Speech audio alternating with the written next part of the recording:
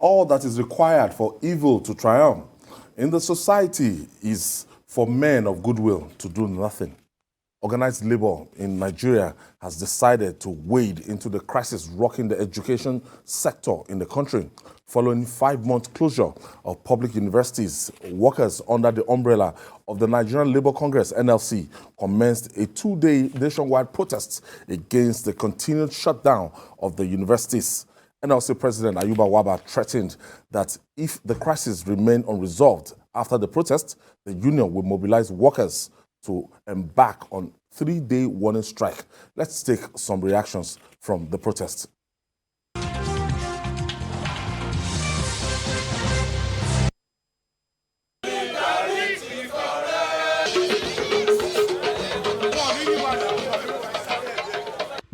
Now, our children has been idle, which means, like you normally taught us, that idle mind is a devil's workshop. It will get to stage, God forbid bad thing. Some of you will not be able to sleep with your 2 eyes closed. Not even with gun and AK-47. We are going to invite.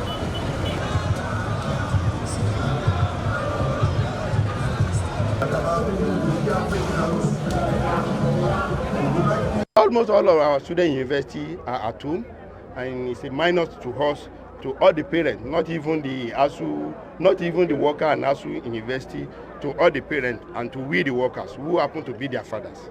The next thing is we are going for 3 working strike action, 3 working day action, industrial action.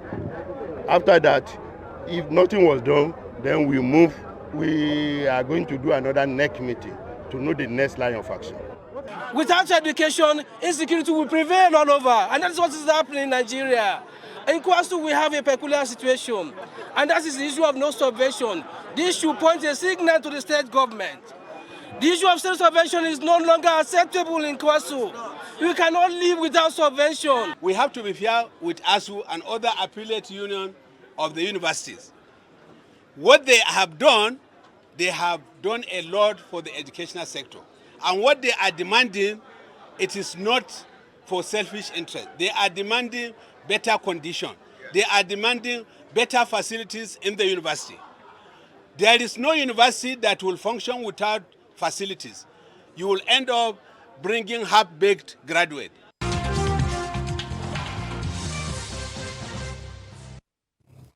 Just about the little we can show you from Ondo to Kwara to Niger States. Today, across the country today, the Nigerian Labour Congress, it's like a show of strength, spoke with one voice. Yes, they showed that they still have unanimity within their ranks. They showed that they still retain the confidence of workers. Because when someone said, oh, it's ASUU that they have issues with, not NLC. What is NLC? What is ASUU? ASUU belongs to NLC. Just like NATO, an assault to one is an assault to just as everybody. TUC belongs to ASUU. I mean to NLC. Yes. As big as the TUC is. Yes. With so many affiliate unions, it still belongs to the NLC. Yes. So for senior staff. Yes, there's no way you expect that this thing will go on, and at some point they will not find a way to push government to do something. You can't just leave for 5 months now, since February. They've been at home. Already they lost a year to COVID. People that are expecting NYC call-up. No, NYC call-up is not. If you were just close to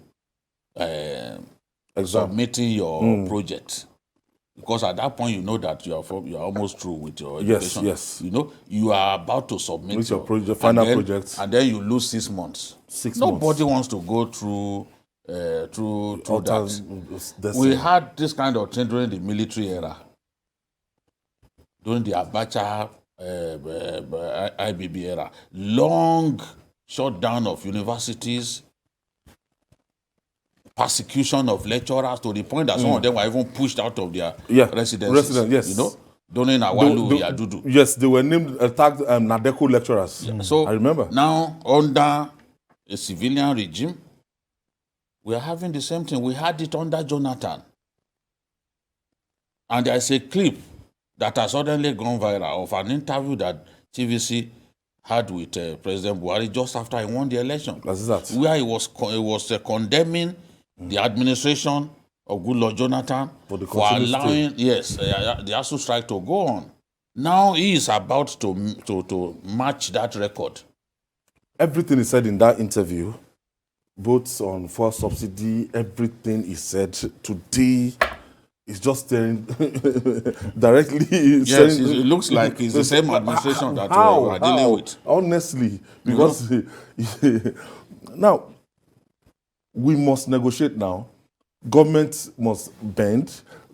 Like this now, NLC, they have the capacity to ground the economy, to ground anything they want to ground now.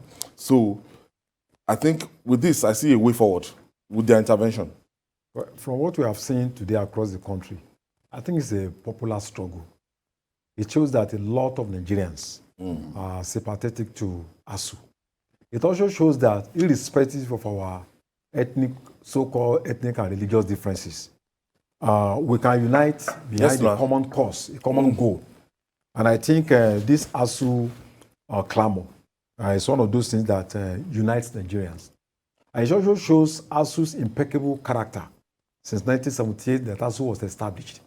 It's one of the institutions that has refused to be bought over. If you look at what is happening by other progressive, even including our own NANS, you know. No, NAN is just... I think it's quite impressive. And I'm also happy that this has provided an opportunity for NLC to improve its image in the face of the public, that they could come out to lead this kind of popular struggle. And we hope that the government will listen, because they have no choice. They have to listen, because this is a very critical moment in this sort of the country. Election is coming and you are in power. So this kind of very popular demand, you have to listen. If they had listened to ASUU 3 weeks ago, there will have been no need for, you could have called for a tripartite meeting between ASUU, between NLC and then the government. So we hope that this, the mega rally is coming up in Abuja tomorrow. We hope that government will do something before other unions like air traffic controllers and other people decide to join. Yes. And those ones. So I hope the government has learned, and I hope they will do something. If the oil sector or oil industry should join, to ground everything. Grounding Nigeria to a halt. And I don't think that government should wait until that happens. These people, they have their children at home. Yes. And everybody is hungry. It's not everybody can afford private universities. What the government fails to realize. In fact, look, the people can afford private university. They are not up to 10% of the Nigerian people. There was a survey. That survey, I'm telling you, they are even under 6%. How many people can pay about 800,000, 1.5 million a session? How many people can pay that? Depending on the cost of study in the private universities. So. And most of these federal universities are subsidized by the federal government. Highly subsidized. That's the only benefits. So the people not all of us can put children in private university. And for people like me, people like Wale, who went through public university, people like yourself, who went through public university. There wasn't any private. We didn't have private university during our time. Are we going to be happy to see those public universities die? Because if the neglect and the underfunding of public universities continue, honestly, if the neglect continues, the definitely it's a matter of time. Just the way that our primary schools are dead now, and secondary they too will eventually die. I don't think that's what we want to see. John is calling us. Thank you for staying with us. Yeah, Son Okere speaking. Okay, go ahead, please. Who are these people holding millions of Nigeria to ransom? Can we name them? Can you tell them that this is what they should do? Every time everybody is crying, who are these people who are responsible to sort out things? That's my question. We cannot continue to cry. But there are some people who are responsible. So, they should do something. We keep crying every day. Nigerians even we are struggling to name new people, new presidency, or new president. But The people who are in power, they are not doing anything, and every day we are discussing and trying to elect new people. The present people at the moment, what are they doing? Every day we keep crying, but there are some people who are responsible. That's my... Thank you. Thank you for your intervention.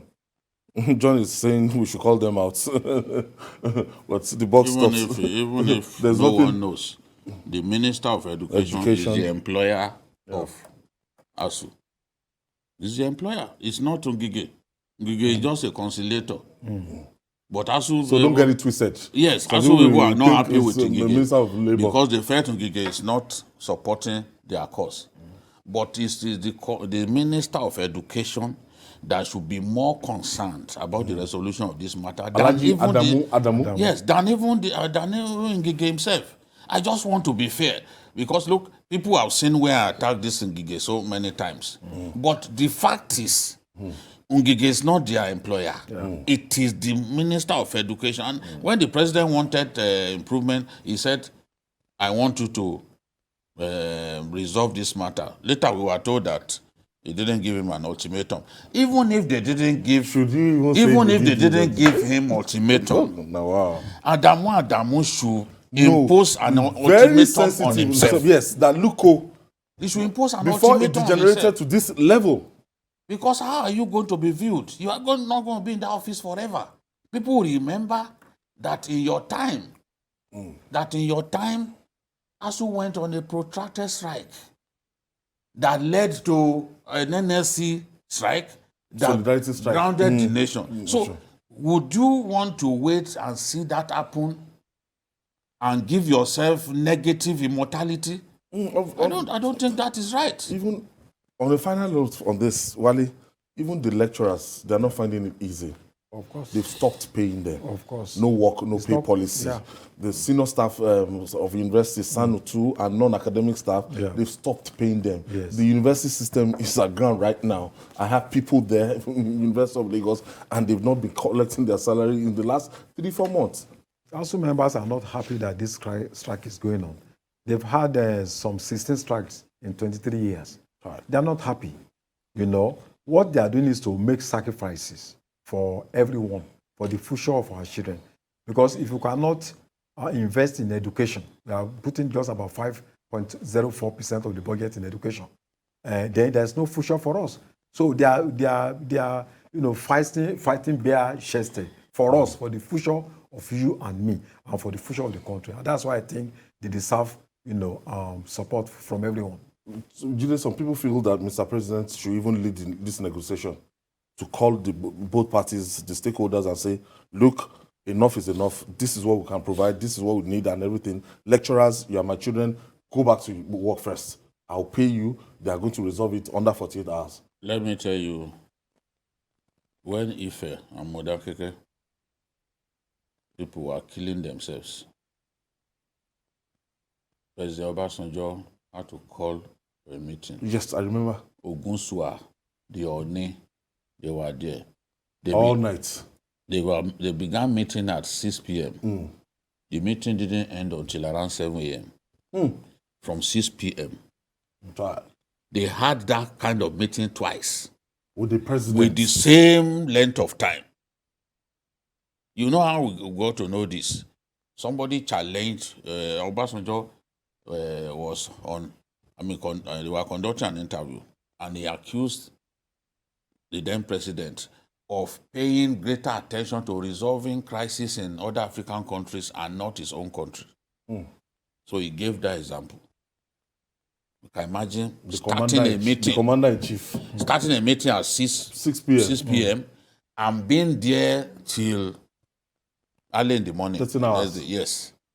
So if he can lead that kind of negotiation for peace, nothing stops President Buhari himself from showing pity on students who are at home for no fault of theirs. Grounded. They are at home. There's no reason why the president can't show pity and lead this the federal government. Yes. We have already suggested to him that, look, you are a father to all. Call them to say, look, you are all my children. Yes. I want this matter to be resolved. This is what my government can afford. we are all Nigerians. We can see the problems that government is facing. If you come to them like that, in a very transparent manner, these guys are not animals. Of course. They are going to understand. It is their country. Abdullah, so they will take that decision. Abdullah is calling us from Zaria in Kaduna State. Thank you for hanging out with us, Abdullah. Hello, good afternoon there. Yes. Go ahead, Good Abdullah. afternoon. Abdullah. Yeah, thank you for the beautiful job you are doing. I just want to share my little experience or thought over this issue. Go ahead, please. I believe that ASUU and other unions should go ahead and make it loud and clear to the public that the overall implication of this is that eventually school fees will be introduced, as you have rightly pointed out, and the amount is not going to be something that a common man can lay his hands on. I think ASUU should capitalize on this so that the common man on the street can understand the implication. Apart from the fact that ASUU deserves a better pay, yes, you cannot be on the same salary for the past 13 years. You all know how the Naira has depreciated and the problems, the economic issues that are all at stake. I believe one of the major things that can mobilize the public to understand the plight of ASUU, apart from the demand for their better salary, is that eventually there's going to be, if the government should go through with this, then they are going to introduce school fees, and then definitely, as pointed out, universities and polytechnics, all these things, they are tertiary institutions. Thank you, Abdullah. Thank you for your contribution, Abdullah.